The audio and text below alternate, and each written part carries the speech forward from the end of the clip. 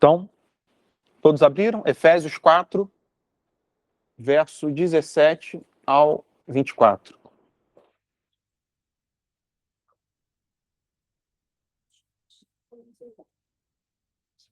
Diz assim no verso 17. E aqui, lembrando que a gente está entrando agora num outro tema, num outro tópico da carta. E dessa parte em diante, a carta fica profundamente prática e pragmática. Ou seja, o apóstolo Paulo vai falar muito sobre conduta de vida. Ele vai dar muitas instruções de como o cristão deve viver, seja na vida pessoal, seja no coletivo, seja na família, no matrimônio. Ele vai falar como o crente deve viver nesse mundo, começando a partir de agora. Então ele está lançando a base. Ele está lançando a base a partir desse verso 17, ou o fundamento da conduta de vida cristã. O porquê dela ter que ser como ela é. Tá bom? Então vamos ler junto o verso 17. Isto, portanto, digo, e no Senhor testifico, não vivam mais como gentios. Não vivam mais como gentios. Bom dia, Felipe. Que vivem na vaidade dos seus próprios pensamentos, tendo o seu entendimento obscurecido, separados da vida que Deus concede, por causa da ignorância em que vivem, pela dureza do seu coração. 19. Tendo se tornado insensíveis, eles se entregaram à libertinagem para, de forma desenfreada, cometer todo tipo de impureza. Mas não foi assim que vocês aprenderam de Cristo. Se é que, de fato, ouviram falar dele e nele foram instruídos, segundo é a verdade em Jesus. Verso 22. Quanto à maneira antiga de viver, vocês foram instruídos a deixar de lado a velha natureza, que se corrompe segundo desejos enganosos, a se deixar renovar no espírito do entendimento de vocês e a se revestir da nova natureza, criada segundo Deus, em justiça e retidão procedente da verdade. Amém. Então vamos fazer uma oração. Para quem entrou agora, é Efésios capítulo 4, verso 17 ao 24. A gente vai fazer uma oração agora, então vamos começar a abordar esses versos. Pai Santo, muito obrigado, Senhor, por mais um domingo na Tua presença.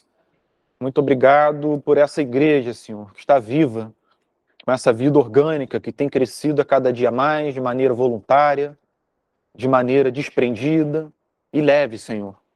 Muito obrigado pela obra que o Senhor tem realizado aqui na vida de cada um de nós, a começar pelos pastores. Obrigado pelo contato com a sua epístola, com essa palavra que nós consideramos a palavra de Deus. Obrigado pela vida do apóstolo Paulo, Senhor. Pedimos que nessa manhã o Senhor abra o nosso coração, ilumine o nosso entendimento e que a gente possa compreender a excelência desses versos, Senhor, e da importância de vivê-los para que a gente possa ter uma vida cristã feliz e contente nesse mundo. Que a gente não abra mão, Senhor, da palavra de Deus como nosso principal alimento, porque é o que diz a sua palavra, o justo medita manhã, tarde e noite nela, e tem nela o seu alimento. Senhor, pedimos perdão pelos nossos pecados, pedimos que o Senhor guarde e abençoe os que não puderam comparecer, que o Senhor abençoe demais também do nosso culto, Senhor, o momento de adoração, a pregação com o pastor Antônio, que a gente possa sair hoje edificados daqui. Em nome de Jesus. Amém. Então, gente, esse tema é interessantíssimo. Primeira coisa que ele diz, no verso 17, isto, portanto, digo, e no Senhor testifico. Ou seja, ele está enfatizando mais o que ele haverá de dizer. No Senhor testifico. É como se ele estivesse dizendo, olha, isso aqui tem validação do próprio Deus, isso aqui não é bobeira. Isso aqui é algo da maior importância para as nossas vidas. Não vivam mais como gentios, que vivem na vaidade dos seus próprios pensamentos. Não vivam mais como gentios. Qual a melhor forma de entender essa exortação? Em primeiro lugar, a gente tem que fazer uma diferenciação entre o que era o judeu no primeiro século e o que era o gentio. De uma maneira simples, o judeu era todo aquele cuja ascendência remontava às 12 tribos de Israel. A sua linhagem, ela voltava até uma dessas tribos. Por exemplo, o apóstolo Paulo diz que a ascendência dele remontava até a tribo de Benjamim. Ele diz, olha, eu sou hebreu de hebreus, sabe? Os meus antepassados foram libertados do Egito, e por aí vai. Então, todo aquele que não era um descendente de uma das 12 tribos de Israel era considerado gentio. Então, ou seja, era o povo sendo destacado de todo o restante do mundo. Não era só da região, era de qualquer pessoa. Toda e qualquer pessoa que não fosse descendente das 12 tribos era considerada pelo judeu como gentio. Infelizmente, de uma maneira muito pejorativa. Se eu pudesse fazer um paralelo e uma aplicação para os dias de hoje, é possível, né? Vamos esquecer essa coisa de judeu e de gentio, as categorias. Vamos pegar somente os princípios por trás de cada categoria. O judeu hoje, quem seria? Olha, sem sombra de dúvida, aquele crente raiz, aquele criado em igreja, aquele de família cristã, aquele que vem com toda aquela bagagem carregada de histórico religioso e que muitas vezes, por causa disso, se vê como uma pessoa especial e destacada dos demais, dos que não possuem esse histórico. E isso leva muitas pessoas com facilidade a enxergarem o outro de maneira pejorativa. Isso é um problema. Isso é um problema. Isso pode ser uma mera imaturidade, algo que vai ser desenvolvido com o tempo, mas pode ser também falta de conversão. Pode ser que a pessoa, mesmo tendo sido criada no meio religioso, nunca tenha passado por uma experiência verdadeira de conversão.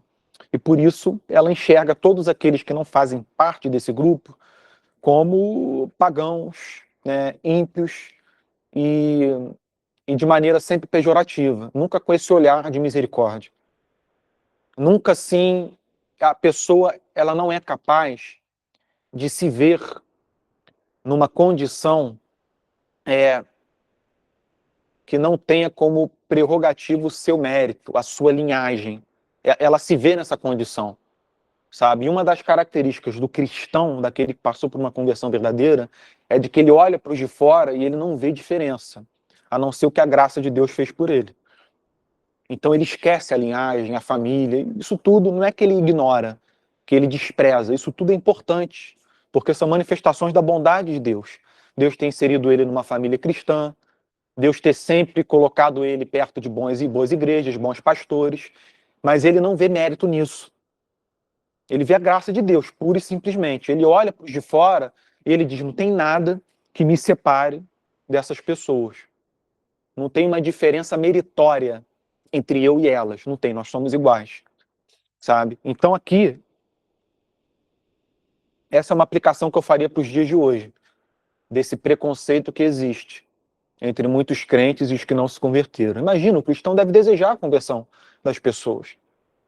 E não um afastamento cada vez maior, né?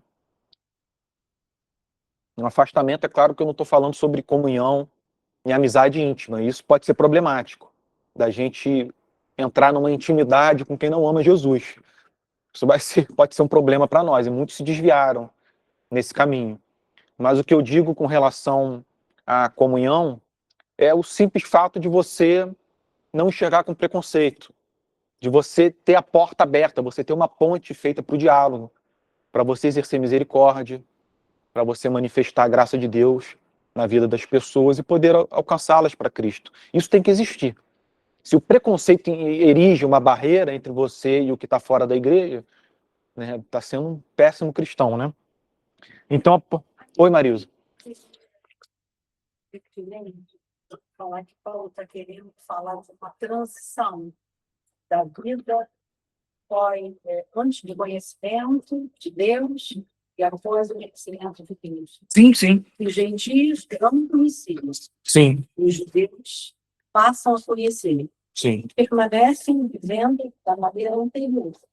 E Paulo chega e diz, vocês têm que abandonar. Exatamente, exatamente. É isso mesmo. Ele vai falar exatamente sobre isso. E eu estava simplesmente numa introdução, mas vamos entrar nesse tema que a Marisa mencionou agora. Então, o que ele diz é isso que se segue. Não vivam mais como os gentios. Ou seja, tem que haver uma distinção clara entre a vida de vocês e a vida daqueles que não amam Jesus. Eu não vou nem dizer daqueles que professam fé em Deus, porque isso pode ser algo muito genérico. A questão é Jesus. Deve haver uma distinção entre a vida de vocês e a vida daqueles que não amam a Cristo. Vocês amam Jesus, vocês o conheceram. Vocês não podem mais viver como se ele não existisse, como se vocês não tivessem recebido esse conhecimento do Filho de Deus, de quem ele é, do seu caráter, das suas palavras, daquilo que ele deixou para a igreja, que ele ensinou à igreja. Vocês não podem viver como se vocês não tivessem recebido essa informação. Vocês receberam essa luz. E isso tem que ter algum desdobramento na vida de vocês. Vale a pena mencionar também o seguinte. Bom dia, Nath. Vale mencionar o seguinte. Há uma responsabilidade incutida nesse conhecimento. Aquele que recebeu mais luz, ele se encontra mais responsável por aquilo que Deus lhe revelou. Tem um ditado que diz: com grande poder vem uma grande responsabilidade. Isso é verdade. E também é verdade quanto ao conhecimento. Com grande conhecimento vem uma grande responsabilidade. De quê? De você viver à luz dele. Sabe? A quem muito se deu, muito será cobrado. Exatamente. Então ele diz: não vivam mais como os gentios. Mas, Pedro, como os gentios viviam? Qual era o fundamento da vida dos gentios que o apóstolo Paulo diz que o cristão deve se separar? É a ignorância, é a alienação do conhecimento de Deus. A característica principal do gentio é que ele não leva em conta o Deus verdadeiro. Percebam que a gente não deve interpretar um gentio como um mero ateu. Não é isso que Paulo está falando. Não é aquele que não acredita em Deus. Porque naquela época, você praticamente não tinha esse chamado ateísmo. Era um politeísmo. Eram religiões espalhadas por toda parte. Você tinha, inclusive, na cultura grega, um panteão de deuses, que depois que foi subjugado, ou melhor dizendo, miscigenado com a cultura romana, você teve um novo panteão de deuses. Deuses que os romanos pegaram dos gregos e simplesmente deram outro nome. E esses deuses eram adorados. Então você tinha religião por toda parte. Paulo não está falando de pessoas que não professavam a fé. Ele está falando de pessoas que não conheciam o Deus verdadeiro. Então o que ele está dizendo é que o crente não deve viver como esse que ignora o Deus verdadeiro, que ignora o conhecimento desse Criador revelado em Jesus Cristo e por Jesus Cristo, que vivem na vaidade dos seus próprios pensamentos. Por que na vaidade dos seus próprios pensamentos? Vaidade é algo vão, vazio ou inútil. Fútil. Por que Paulo define dessa forma o pensamento dos gentios? Se você não leva em conta o Criador, se você não o conhece, você vive a sua vida de maneira autônoma. Ou você vive a sua vida em prol de um ídolo. O ídolo, às vezes, pode ser você mesmo. Você é o autor e o sujeito da sua própria vida. Às vezes, você está vivendo em nome de outro. Pode ser de algum Deus, pode ser das riquezas, pode ser do poder. Você pode viver em algum tipo de seita, sabe? Você pode viver para as pessoas. Você se preocupa excessivamente com o que as pessoas pensam de você e sua vida é baseada nisso. Então você está sempre atuando, encenando para que todos tenham uma boa opinião sobre você e você tenha sempre uma boa reputação. Quando Paulo faz essa distinção do conhecimento do cristão e a vaidade dos gentios, ele está falando dessa vida que, após ter sido iluminada, ela tem a consciência cativa a esse conhecimento. O cristão sabe da existência do Criador, ele sabe que ele tem que viver para a sua glória, ele sabe que o sentido e propósito de vida finais para ele é viver para a glória de Deus. Como diz o catecismo de como diz a Confissão de Westminster, qual o fim principal do homem ou da sua criação? Sabe? Viver para Deus e glorificá-lo para sempre. Então esse é o objetivo de vida do ser humano, criado à imagem e semelhança de Deus. Quando a pessoa vive nessa alienação que nós herdamos de Adão, nessa separação do conhecimento de Deus, essa pessoa não vive para o propósito para o qual ela foi criada. E isso a Bíblia descreve ou define como uma vaidade dos pensamentos. Os pensamentos se tornam vãos, inúteis. Por quê? Porque tudo gira em torno daquilo que foi criado e não do Criador. Tudo, não importa o que seja. A pessoa que não vive para Deus, ela vive para algo que foi criado. E isso foge do propósito para o qual Deus a criou. É simples assim. Só que é profundo. Por que é profundo? Porque, embora seja simples, na teoria, na hora de nós definirmos, né, o que é a categoria da coisa, é profundo nas suas ramificações. É profundo pragmaticamente falando. Porque você pode se desviar, o ser humano ele se desvia para tudo que é canto. Quando ele não vive para Deus, ele vive para qualquer coisa que tenha sido criada. Qualquer coisa. E não é à toa que o diabo ele tentou o Senhor Jesus justamente nessa área. Sabe? Se dobre a mim. Sabe? Se curve a mim e me adore. E Jesus dá a resposta final e depois disso o diabo foge. Jesus diz, está escrito, ao Senhor seu Deus prestarás culto. Sabe? Então, é o principal objetivo de Satanás desviar as pessoas nessa área. Fazer com que elas se prostrem, sirvam e vivam para tudo aquilo que não seja o Criador. Porque ele sabe que quando as pessoas se encontram nessa vida de culto e de serviço a algo que foi criado, essas pessoas se encontram distantes de Deus. Essas pessoas se encontram alienadas ao seu conhecimento. Então, o que ele deseja fazer é manter os seres humanos nesse estado que foi fruto da queda. Sabe, a expulsão do Jardim do Éden, a impossibilidade de retornar ao jardim, de manter comunhão com Cristo e todos os efeitos nocivos que vieram por causa do pecado, como a morte, sabe, o envelhecimento, as doenças, todo esse tipo de coisa. Então o diabo, sim, Deus, sim, Felipe, pode falar.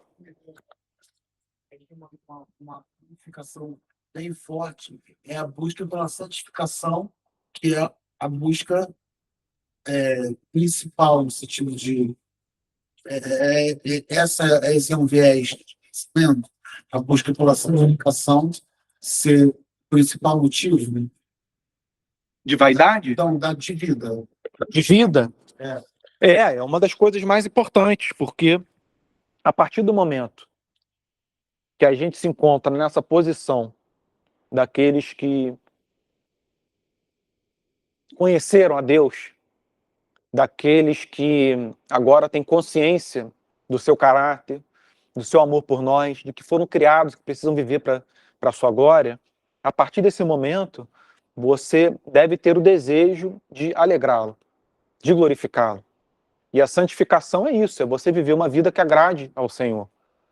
É uma santidade, mas o problema de santidade é a definição que as pessoas muitas vezes dão, que é uma coisa simplesmente de rigor moral excessivo, né? Mas que não é o caso. Santidade no grego significa, ou no hebraico, significa separação. É uma vida, é algo, é um objeto que foi separado do seu uso natural ou ordinário para algo especial. Esse é o significado de santificação na Bíblia. O santo é como se fosse um utensílio de uma casa que o proprietário removeu e colocou para um uso muito mais especial. Passou de ser aquele vaso que fica ali em cima da mesa enfeitando, não. É algo agora muito importante. Não é mais ordinário, é especial. Esse é o sentido de santificação. É claro que envolve uma conduta de vida, né, pura, por assim dizer. Mas a conotação que muita gente dá à santificação em si, muitas vezes é pejorativa, né? O que não deveria ser. É muito mais profundo. Eu entendo como separado, e eu vejo isso no primeiro versículo, do texto, vamos dizer, no versículo 17, com essa separação em si. Uhum. Sim, Sim, sim, discutir. sim. Os santos, eles foram separados e, por isso, eles devem viver esse processo de santificação, né? Se Deus os separou para uma vida diferente da que a sociedade leva, da que todo mundo caminha, novos padrões, Dessa maneira, separados, são vistos de maneira diferente. também, vistos de maneira diferente. Sim, também. Se não há distinção entre o cristão e o não cristão, tem algo muito errado, sabe? Eu acho que a nossa igreja, no país, eu acho que ela falha muito nisso. Porque é difícil você ver uma distinção. Falha. Foi o que eu falei, a nossa igreja falha muito. Falha muito nisso. Porque muitas vezes você olha e você não vê distinção. Porque você vê um comportamento arrogante, que é parecido com os não cristãos, debochado, um apego às coisas desse mundo. Eu acho que esse é um dos fatores, para mim, que mais salta aos olhos. O apego material às coisas desse mundo que muitos cristãos têm. É impressionante como eles usam a Bíblia para validar ou justificar o acúmulo de bens e o enriquecimento. Quando o cristão deveria ser alguém que vive a vida desprendido e desapegado das riquezas. Ele não busca por elas. Sabe? Não significa que Deus não vai conceder. Pode ser que conceda. Mas se for, ele concede a uns poucos. Isso é verdade. A questão é o apego. A Bíblia não descreve cristão apegado à riqueza. Ela descreve o cristão se desapegando, como Moisés, que deixou de lado ser chamado filho da filha de Faraó, as riquezas do Egito, os prazeres transitórios do pecado, e foi ver com o povo de Deus no deserto. Mas e Salomão, Pedro? Salomão é um dos exemplos na Bíblia de quem buscou a riqueza e viu o vazio delas, a inutilidade delas. Pastor, a santidade cristã é o oposto do costume judeu. É o quê? A santidade cristã é o oposto dos costumes judeus, do costume do gentil. Sim, do costume gentil, sim. Hoje, um crente do ímpio, na rua ou em qualquer lugar, tu não vê diferença. O apóstolo Pedro, quando traiu Cristo, ele foi conhecido por quem? Pela voz, pela maneira de falar. É verdade. Hoje em dia, a gente usa o mesmo tipo de palavra, mesmo tipo de vestimento, tudo igual. Antigamente, o cristão era diferenciado. Sim. Hoje não é mais. Sim. E isso me preocupa muito. Sim. Antigamente, a gente passava na rua e dizia, ali vai um crente. Hoje não dizem mais. Era fácil de reconhecer, né? Era fácil. Eu me lembro, há 30 anos atrás, os cristãos eram conhecidos na rua. Eu acho que a região de São Gonçalo, por exemplo, é interessante. Você for no domingo, seja de manhã cedo ou à noite, no início do anoitecer. É impressionante a quantidade de gente com as Bíblias, né, nas mãos e andando pelas ruas. O município tem mais igreja, né? Eu acho que no país, né? No país, E um dos mais violentos. Interessante, né? Mas tem que haver essa distinção. E a vestimenta, a aparência, claro que é importante. Mas mais importante do que isso é algo, né, que diz respeito ao nosso interior. O apóstolo Paulo está falando de pensamento. Olha que interessante. Ele está falando de pensamentos. Ele não começou nem a falar de ações, gente. Ou seja, ele está dizendo que deve haver uma distinção entre aquilo ao que o cristão deposita os seus pensamentos e o seu tempo de reflexão para aquilo que o não cristão pensa. Então, o que é que o não cristão pensa? Vamos pensar em alguns exemplos. O que ele pensa? O que vocês acham? Curtir a vida. Viajar para a Europa. Viajar para a Europa. Quem não pensa em viajar para a Europa? Gente, conhecer. Todo mundo quer viajar para lá e conhecer França, Inglaterra, Escócia. Tem muita gente que quer ir na Suíça, naquelas montanhas de neve lá e tal. Uns querem ir para Dubai, mas viajar é uma coisa. O que mais os não cristãos ou o mundo, de uma maneira geral, pensam? Enriquecer. Ter dinheiro no bolso. Comprar o que quiser. O que mais o não cristão pensa? Ele quer ser destacado dos demais. Ele quer ser visto como alguém que possui uma grande habilidade, um grande dom e ele quer ser respeitado por isso, né? Que mais que o não cristão pensa? E essa daqui vai ser difícil. Que mais que o não cristão pensa? Pessoal, que ele entende o seu pensamento, que não tem nada de errado. Vou puxar esse link que a Marilza mencionou de realização pessoal e vou juntar com o que eu ia falar. Realização pessoal amorosa. Gente, olha as músicas, os filmes, as poesias, sobre o que todos eles mais falam. Sobre o amor. O que todos os seres humanos querem? Alguém para amar. E um ser humano pode se perder nisso? Pode. Ele pode se perder nisso. Nesse amor idealizado, esse amor romântico. Nesse amor que ele pensa que vai suprir as demandas que ele possui no coração. Quantos incorrem nesse erro? Não tem nem como numerar. Então, a vaidade dos pensamentos é quando tudo isso se torna o alvo final, o objetivo. E não simplesmente algo subserviente, algo superior, algo mais excelente. O que é esse algo mais excelente, superior? Gente, comunhão com Deus, vê-lo, contemplá-lo, estar perto dele, próximo dele, viver com ele. Esse é o desejo por excelência. Quando o apóstolo Paulo vai definir a maior ambição do crente na carta aos Romanos, ele define de 3 formas. Ele fala, olha, nós procuramos glória, nós procuramos honra e incorruptibilidade. Que glória? Nós queremos a glória de Deus. Nós queremos honra, ou seja, aquela honra que somente Deus possui e pode conceder. E nós queremos a incorrupção. Nós queremos nos ver livres do pecado, que nos afasta de Deus. É isso que o crente quer.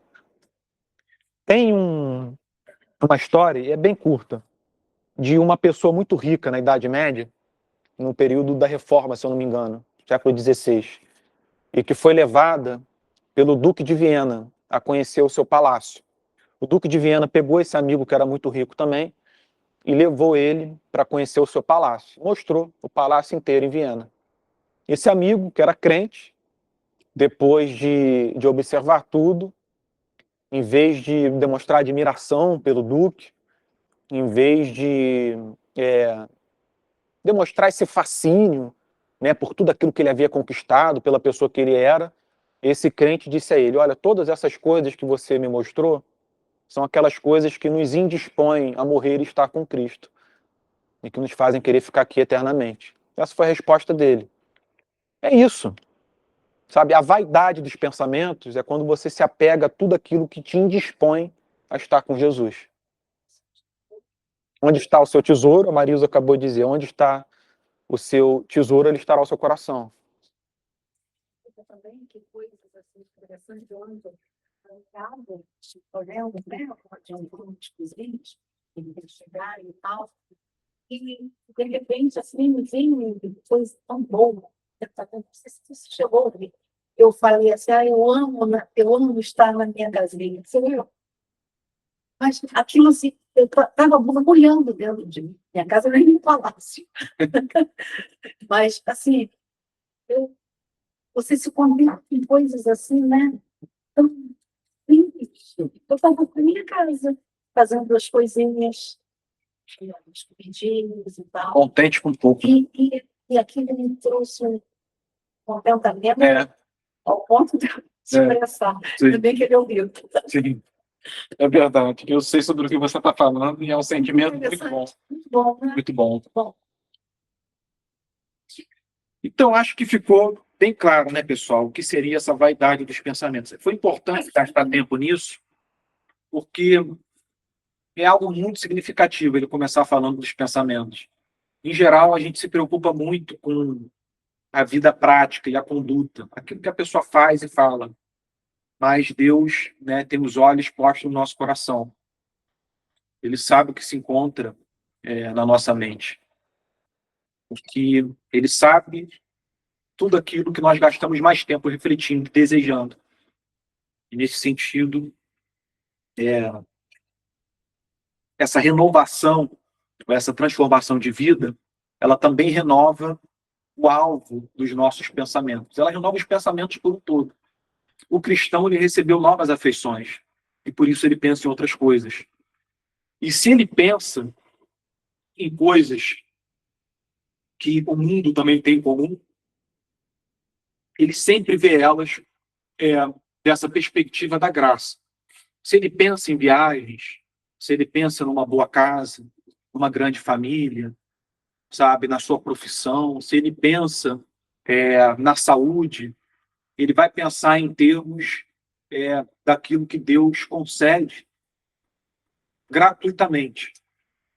E que sem o próprio Deus envolvido nessas coisas, você não pode ter uma felicidade verdadeira.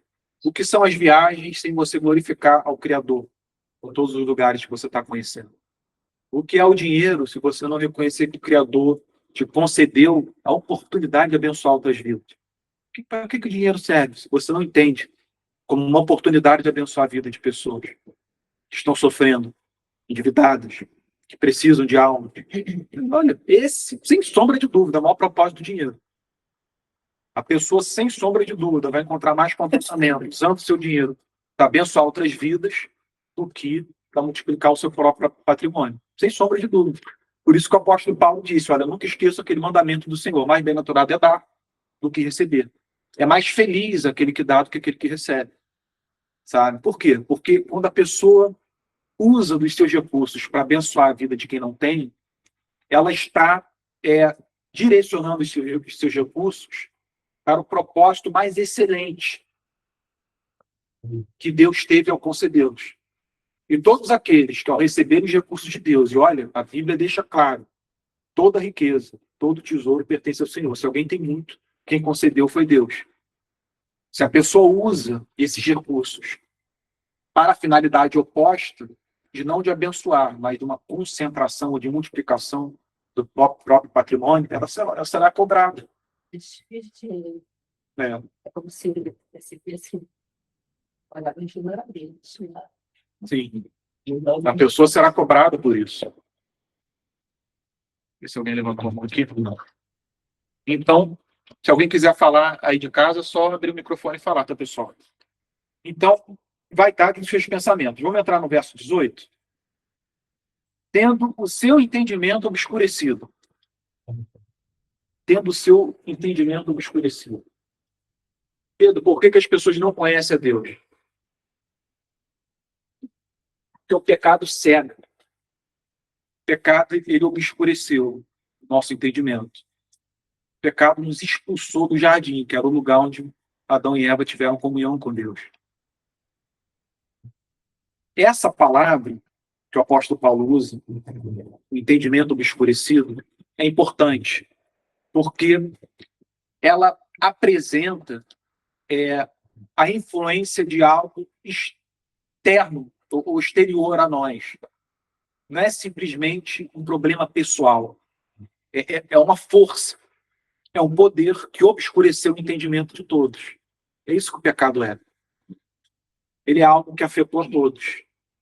E todos se encontram com esse entendimento obscurecido, em trevas. Não se trata de quem tem mais ou menos instrução na vida, não se trata de quem tem ensino médio superior completo, não se trata de quem teve uma boa educação, se trata de algo de natureza espiritual. Esse obscurecimento é de natureza espiritual, e não natural, e não intelectual, espiritual.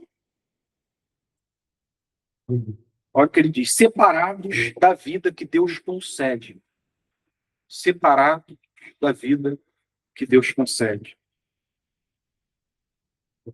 Por causa da ignorância em que vivem, pela dureza do seu coração. Olha, essas três coisas, obscurecimento do entendimento, ignorância em que vivem e dureza do coração, você tem três coisas muito importantes nessa tríade.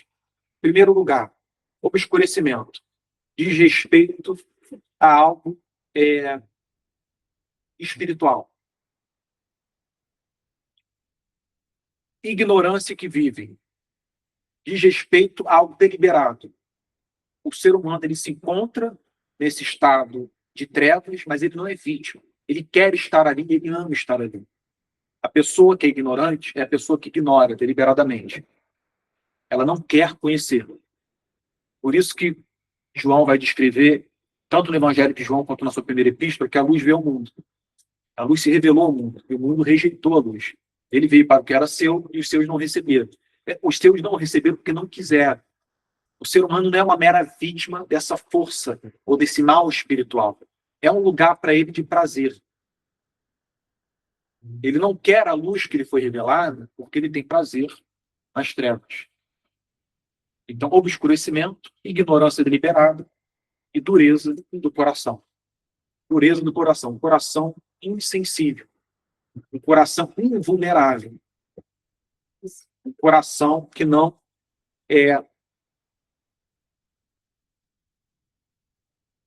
pode responder.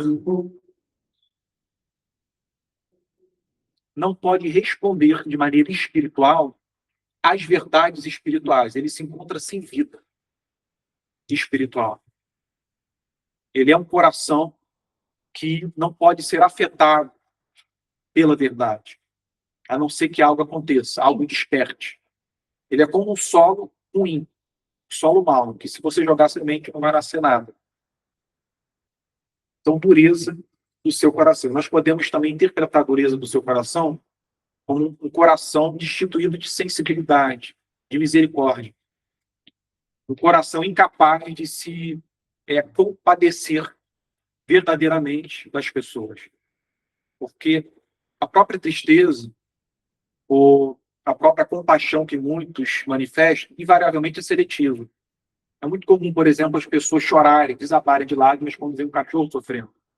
E muitas vezes, quando vê uma pessoa sofrendo, nos dão risada, compartilham o vídeo. É isso, é a dureza do coração. A compaixão, os sentimentos se encontram desregulados. Não há essa hierarquia. A pessoa não se compadece com facilidade daquele que foi criado à imagem e semelhança de Deus. Ela muitas vezes vai chorar se uma obra de arte foi destruída. E pode não se portar com uma criança no Rio de Janeiro, uma comunidade pobre, e levou um tiro na cabeça num confronto entre traficantes policiais. A pessoa pode ver aquele incêndio que teve uns anos atrás, foi um teatro, né, no centro do Rio. Não foi, Ludmila? Aquele incêndio? Não, Museu da Quinta da Boa Vista. A pessoa pode desabar, fazer um texto imenso, dar entrevista chorando porque o museu foi queimado. Enquanto as crianças continuam morrendo no nosso estado, ninguém faz nada. Mas uma colega minha chorou. Pois é. Então, Eu chorei, eu também choro. e não é que não deva ser, né? Não é que as pessoas não devam se compadecer. Mas o coração duro, ele não. O coração duro é porque esse ponto é importante. O coração duro, o coração incapaz de se compadecer, não é aquele que não demonstra compaixão, mas pode ser aquele que demonstra uma compaixão desregulada, uma compaixão que não é harmônica. A pessoa ama os seus e odeia os outros. A pessoa ama o seu filho, a sua família, e vive em brigas com as demais. A pessoa ama a sua pátria e odeia a pátria inimiga. Esse que é o tipo de coisa que para Deus não é suficiente. Por isso que ele disse aos discípulos no Sermão do Monte: se a justiça de vocês não exceder a dos fariseus, vocês jamais entrarão no reino de Deus. Porque se alguém ama aquele que vos ama, que galardão ele vai ter? Sabe, se alguém acena, se alguém cumprimenta aquele que também os cumprimenta, o que há de especial nisso? Ele pergunta: os gentios não fazem assim? Então, esse coração duro não é necessariamente um coração simplesmente de alguém arrogante, intratável, flexível, que não demonstra misericórdia por ninguém. Não. Pode ser aquele que tem uma misericórdia seletiva, que é capaz de manifestar um amor mais universal, uma coisa assim específica. Ama uns, odeia outros. Sim, Maria.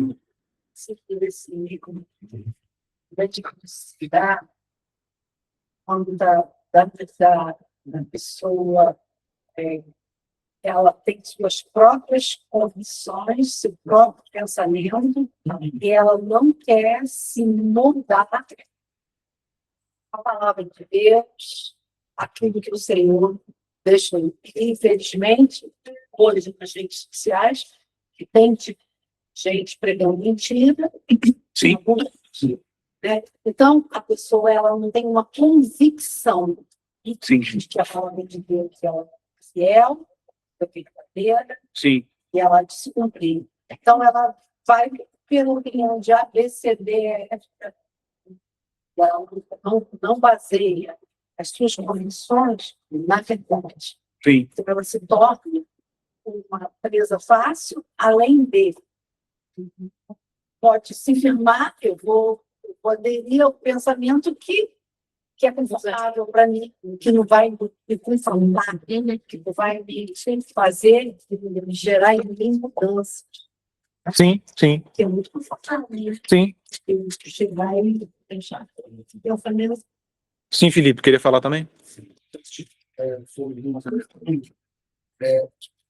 Um cristão que está nessa zona de conforto, essa zona de conforto na psicologia não é confortável.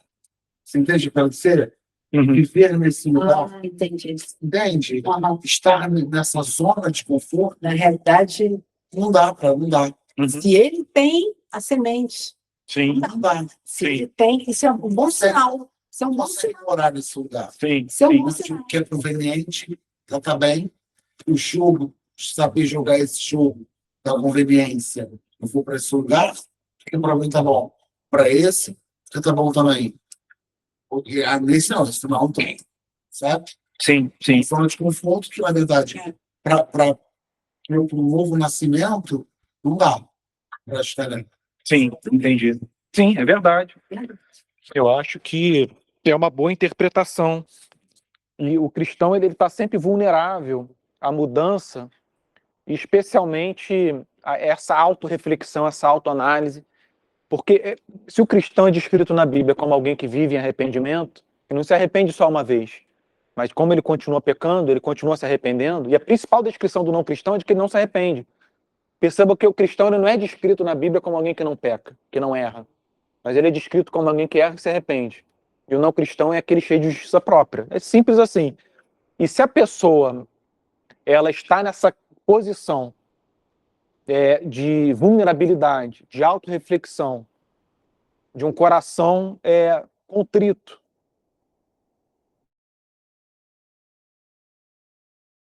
de uma mudança de vida e de mente, então ele é alguém que, né, não se encontra nessa zona de conforto. É alguém que a palavra, e muitas vezes, o perturba, porque é uma palavra que o confronta, não é uma palavra que vai endossar algumas convicções que ele tenha, sabe? Uma coisa só é verdade por si só, isso a gente deve ter convicção. Mas outra coisa são aquelas convicções que nos desviam, aquelas convicções que nos endurecem, sabe? Aquelas convicções que nos levam a ver, né, o cisco nos olhos dos demais e nunca ver que tem algo nos nossos olhos. Então, sim, Lúdio. Da ignorância nesse versículo, que aí você trouxe que a questão da ignorância é um posicionamento, na verdade, da pessoa ficar na ignorância, né? Eu lembrei de 2 jornalistas que eu vi recentemente, falando tal notícias, falando, porque ainda mais em anos de eleição, agora no Brasil, eles estão se debruçando muito sobre o evangélico, né? Porque sabem do impacto, então vira e mexe, né? Tem uma notícia, vamos comentar. Aí 2 jornalistas que são declaradamente ateus, e até falando de maneira respeitosa, mas quando fazem observações assim sobre algo que é mais espiritual, né? De reconhecer a Deus, reconhecer que você é um ser falho, né? Como que, porque me veio isso agora, na hora que você falou, porque eu falei assim, mas a ignorância é um posicionamento, porque assim, a gente entende a ignorância como, não sabe, não tomou conhecimento, né? Mas aí me veio eles 2, porque, não vou falar nomes, porque eu não tenho necessidade, de que eu percebi assim que incomoda, mas a pessoa realmente não quer assumir aquilo. No caso específico deles, né, que eu percebi assim de achei interessante na hora que eles estavam comentando, incomoda, mas eles não querem assumir, não querem se arrepender, provavelmente seria, né? Não quer se submeter, né? E aí fica lá, não, respeito, cada um tem a sua, até falo com educação, realmente, até mais educado às vezes que alguns crentes, mas assim, aquela parte assim, né, de reconhecer que você não é nada, que você é pecador, que você está em rebeldia contra um ser que te criou, porque assim, né? É até isso, Deus se auto-revela. As pessoas não podem dizer que não, imagina, não sei, ainda mais quem se diz ateu, né? Não pode dizer que a Big Bang não responde, desculpa, pode até dizer que não, que assim mas não vai responder tudo, né? Então a pessoa realmente não assume, né, que tem existe um conflito, na verdade, né? Dentro da gente, assim. Sim. Claro, quem vive o conflito é o cristão, porque, né, toma contato com os dois, mas quem rejeita dá a perceber de fato que É uma coisa por trás, né? É, Não é simplesmente intelectual, né? Você percebe algo. eu tô falando específico do ateu. Provavelmente.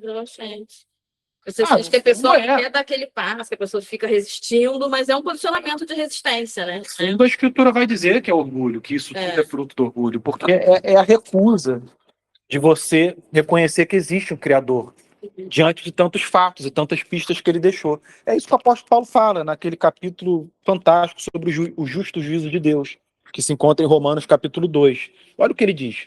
Por isso, você é indesculpável quando julga os outros, não importando quem você é. Pois naquilo que julga o outro, você está condenando a si mesmo, porque pratica as mesmas coisas que condenou. Aí olha o que ele diz.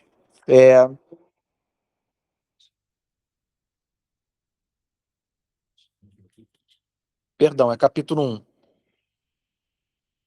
É no verso 19, capítulo 1, verso 19, em que ele fala sobre a maldade dos seres humanos e a ira de Deus. Ele diz assim: pois o que se pode conhecer a respeito de Deus é manifesto entre todos, porque Deus lhes manifestou. Olha o que ele diz no verso 20: porque os atributos invisíveis de Deus, as suas virtudes, isto é, seu eterno poder, a sua divindade, claramente se reconhecem desde a criação do mundo, sendo percebidos por meio das coisas que foram criadas. E ele conclui dizendo: por isso os seres humanos são indesculpáveis, porque tendo esse conhecimento, todos entendem que a natureza não é um fim em si mesmo e que ela comunica de que ela possui um criador e de que esse criador possui um caráter, é uma pessoa. Há pistas em toda a harmonia, perfeição e beleza da natureza que mostram que existe alguém que a fez. E Paulo diz: tendo conhecimento de Deus, vocês não glorificaram como Deus, nem lhe deram graças. Pelo contrário, se tornaram nulos em seus próprios raciocínios, e o coração insensato deles se obscureceu. Dizendo que eram sábios, se tornaram tolos, e trocaram a glória do Deus incorruptível por imagens semelhantes ao ser humano corruptível, às aves, aos quadrúpedes e aos répteis. Então, o que ele está dizendo é interessante, porque aquilo que nós entendemos na história como mera cultura dos povos antigos, o apóstolo Paulo está dizendo que é fruto do pecado, é fruto dessa recusa em reconhecer o verdadeiro Deus. Na recusa em reconhecer o verdadeiro Deus, você se dirige àquilo que foi criado, e você o chama de Deus. E nessa mesma recusa, você também pode dizer que não há Deus, né? Você abafa, você sobrepuja essa coisa que tem dentro de você, sabe? E que clama, né? Clama para você assumir que existe um Criador e que você depende dele. Então você abafa essa voz. Você luta contra a consciência. E por isso que, em geral, quando a pessoa vai falar que é ateu ou que professa o ateísmo, você percebe uma certa, assim, é mais do que algo meramente intelectual. Parece que a pessoa está numa luta, sabe? Eu percebo isso por um historiador famoso que eu sigo, que é o Leandro Carnal, que vocês devem conhecer, e ele, né, diz que é ateu. E ele já foi católico, se eu não me engano, ele foi na Igreja Católica, ele quase foi padre, se eu não me engano, ele quase foi padre. Você conhece teologia? Conhece muito, conhece a Bíblia, ele tem até curso aí que ele fala sobre Bíblia e tal. E é muito interessante, porque muitas vezes a forma que ele fala e que ele responde às pessoas nos comentários, elas passam a impressão de que não é uma coisa leve, sabe? É uma coisa assim muito mais cara para ele do que parece. É esse ato de professar o ateísmo. Ele fala da vida após a morte? Ele fala? Eu não lembro dele ter falado. Que ele fala que me interessa muito é sobre a oportunidade desse ato religioso da busca por Deus ser tão saudável, então, porque você se esvazia, não conta consigo, o narcisismo, se esvazia disso e impede Deus. Eu acho isso leve. É interessante quando... Se tiver assim. Mas até nisso é interessante, porque se você está dizendo que é algo saudável, por que você não faz, né? Então, é uma coisa interessante que você valida a religiosidade apresentando a possibilidade dos seus benefícios. E é importante para a comunicação, é importante isso para o seu público. Não tem como ele dizer que o que ele não quer, os outros não devem querer. Isso seria muito ruim para os seus ouvintes. Então, por isso, ele por si só nega a existência, né? Ele professa o ateísmo, mas ao mesmo tempo ele recomenda a religiosidade. Diz, olha, é válido, pode ajudar você. Isso tudo é interessante, sabe? Né? Isso mostra uma luta, porque não é uma coisa que se fecha com facilidade. Mas, enfim, Também que a psicologia hoje já recomenda, né? Tem que fazer juízo de valor, assim, que tipo de... sim, recomendo. Então, tem que falar isso. Recomendo. Mas então, pessoal, claro. Como está acabando? Sim, E tá a acabando. coisa da ignorância ainda, porque a gente falou do ateísmo, eu cheguei para ateísmo, né? Mas aí eu também pensei, porque eu conheço muitas pessoas de outras religiões, conheço até algumas que deixaram de ser evangélicos, né? Enfim, assim, e foram para outras. Enfim, mas assim, frequentavam, tal, né? Eu conheço muita gente também. E aí foram até para a religião de matriz africana e tal, algumas são místicas, Sim. que aí são pessoas que não negam a existência, né? Do ser superior, do mundo espiritual, Não, mas não negam. não conhecem a Cristo. E eu percebo em conversas que a maior dificuldade é entender a graça, no sentido de que não há nada que você faça, que aí é uma ignorância também, é uma resistência. Uma, inclusive, que foi minha aluna, disse assim, é impossível seguir a Jesus, porque é muito difícil e tal. Ela falou dessa forma assim, né? Mas eu estava entendendo que ela tinha dificuldade de entender essa graça, no meu ponto de vista, né? Ela estava com essa dificuldade, e aí ela foi para uma religião que ela tem que fazer um monte de preceitos, e ela se sente bem fazendo aquilo, e se sente humilde, e se sente... Quer dizer, mas a pessoa tem uma necessidade de fazer. Pois é. Né? De ser mérito dela, de chegar e falar, mas eu faço. Exatamente. Mas eu... E tem gente na igreja evangélica, né? Que continua evangélico e também, infelizmente... Diz até da boca para fora que acredita na graça, mas a gente vê que não, porque a pessoa está buscando, né, ser melhor que o outro, né, ter uma aparência, ter uma... As pessoas acham que o grande problema é o chamado fundamentalismo. É a ortodoxia, são os dogmas. Mas na escritura o problema é a justiça própria. O problema não é o sistema de pensamento, o problema é a justiça própria. E você pode ter a justiça própria com ou sem o sistema de pensamento. Você pode ter a justiça própria dentro ou fora desse lugar de valores religiosos, morais, cristãos, católicos ou de matriz, seja da Umbanda, seja do Candomblé, você pode ter. A questão sempre vai ser, na escritura, a justiça própria. É ela que precisa ser quebrada, para que você passe a ver a graça de Deus como algo excelente. Senão, vai ser uma loucura. Eu costumo dizer isso nas pregações para vocês. A noção de que você precisa de alguém que pague as suas contas, de alguém que você que conceda a própria justiça a você, de alguém que pague o seu débito, essa noção para o ser humano, ela é loucura. Por isso que Paulo diz, olha, para os sábios desse tempo e para os gregos, o evangelho é uma loucura, sabe? Para nós ele é o poder de Deus, mas para o outro a graça é uma loucura, né? E eu conheço muita gente também nessa situação, Lud, que abandonou o evangelho, foi procurar resposta em outras coisas e que eu me vejo que, independente do meio religioso ou não, a pessoa se perde na conduta de vida, sabe? Tudo começa a girar em torno daquilo, né? Sim, Marilza. Acho que todos nós só conseguimos isso, essa capacitação de andar com o caminho, de saber da forma que quer, pelo diálogo, pela atuação do Espírito Santo. Até isso a gente não consegue sem a graça, que é o viver do Evangelho, que é ele que não é são positivos. Por isso que a gente percebe pelas pessoas, a gente clama pela ajuda das pessoas. A gente sabe que ninguém se só como se consegue. Com certeza. O Espírito Santo que veio em nós. Em todas as coisas. Ele que abençoado dele. Sim.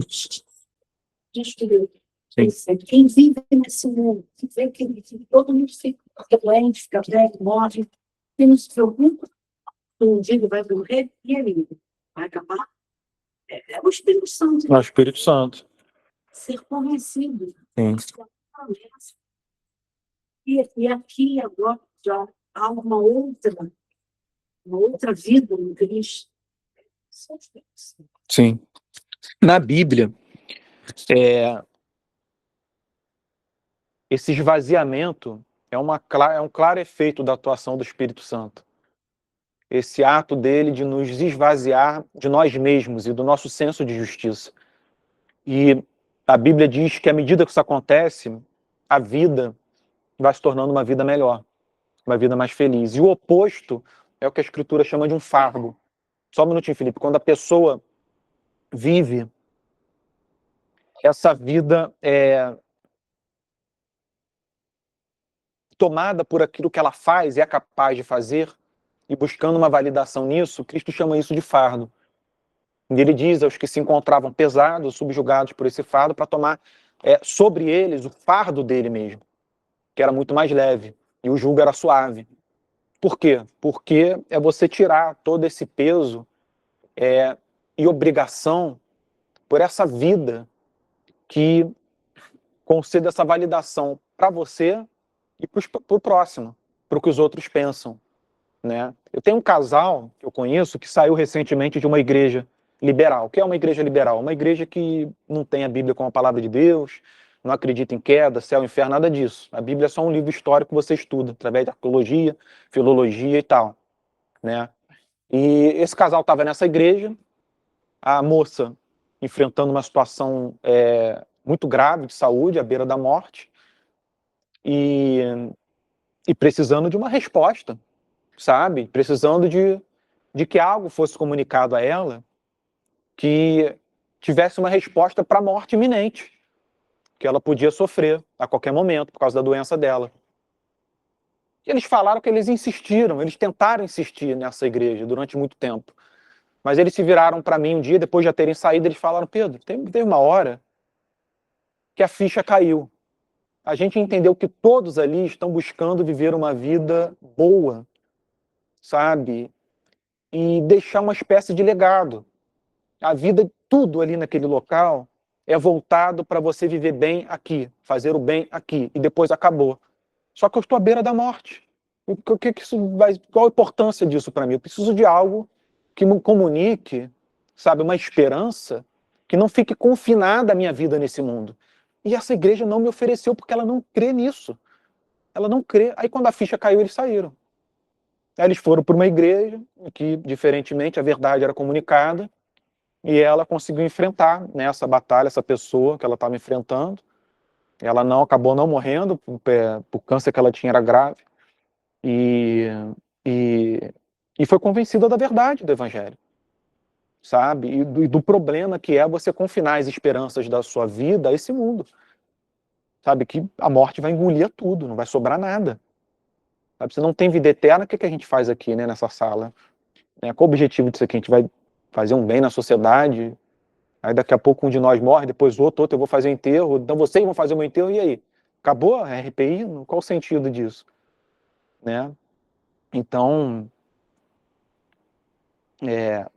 você queria falar alguma coisa, Felipe? Pelo mérito, no sentido do mérito, eu me solidarizo, porque é uma vida amedrontada. Existe sempre uma névoa, uma coisa etérea do medo, de ser ameaçado, não é graça. Uhum. É um mérito, então, Sim. é o que há. É opressor. Há muito medo. É. Eu fiz olha, desculpa. Mas sim, filho dos depois, Ela está citando João. Ela está citando João. E realmente, uma das coisas que mais me entristecem é ver uma pessoa que ela está totalmente subjugada pela opinião alheia, pelo que os outros vão pensar. Que tem uma que quer perceber, que tenta, mas que ainda pensa que é mérito, que É, consegue sair dessa. não consegue. Não consegue sair disso. Então, tudo as ameaças Sim, todas ameaças. são pessoas amedrontadas. Sim, é uma justiça insegura. A nossa própria justiça é uma justiça sem fundamento. É como uma casa construída sobre areia. Ela não resiste às pressões desse mundo, ela não resiste aos nossos erros que nós podemos cometer e acabar com a nossa reputação, ela não resiste à opinião alheia, ela não resiste ao cancelamento nas redes sociais. É uma justiça falsa. Só que a gente deseja uma justiça. A grande questão é essa. É o Espírito Santo conseguir fazer o ser humano esquecer da sua própria justiça e depositar as suas esperanças nessa justiça perfeita, sabe, incorruptível, que não pode ser afetada, maculada, que é a justiça do Senhor Jesus. Tem um trecho do Evangelho de João que ele diz aos judeus que estavam cercando ele, acusando ele de várias coisas: quem de vocês me convence de pecado? É interessante ele dizer isso. Quem de vocês me convence de pecado? É como se ele estivesse dizendo aos judeus, falando que ele era um herege, né? O tempo todo dizendo que ele era um herege, dizendo que ele estava blasfemando. Ele falou: a minha consciência está limpa. Quem de vocês me convence de pecado? A minha consciência está limpa. Porque ela não deve nada a vocês. Ela deve ao meu pai. E a minha relação com ele está totalmente estabelecida. Sabe? Então, é impressionante como é importante essa declaração dele, porque diz respeito à nossa vida, à nossa capacidade de se virar para o próximo. Né? E não dizer, claro, que não vai pegar bem, mas de pensar: quem desses pode me convencer de pecado? Só é possível se você depositar suas esperanças na justiça de Cristo. Só. Você depositar nas suas, aí você vai temer os outros te convencendo de pecado. Mas se você depositar no que Jesus fez na cruz, você vai dizer: não, eles foram perdoados. Nenhuma acusação há. Que declaração. Quem de vocês me convence de pecado? Muito legal. Gente, eu vou ter que encerrar, que eu tenho que entrar para montar o tripé. Eu só queria agradecer para vocês pela participação. Obrigado a vocês também de casa. Espero que a aula tenha abençoado vocês. Semana que vem... Oi? Perdão, Lu. Abençoa, que bom, graças a Deus. Na semana que vem a gente retoma o verso 19, que foi o que eu parei. Foi, verso 19. E que Deus abençoe o culto, né? Nos abençoe através da palavra. O pastor Antônio volta a pregar hoje, a sinusite deu uma melhorada. Então é isso, meus irmãos. Fiquem com Jesus, tá bom? A aula vai ficar gravada, quem quiser ter acesso vai estar no Telegram. E fica um abraço meu aqui para todos vocês, tá bom? Um abraço, gente. Aninha, obrigado por ter gravado a aula.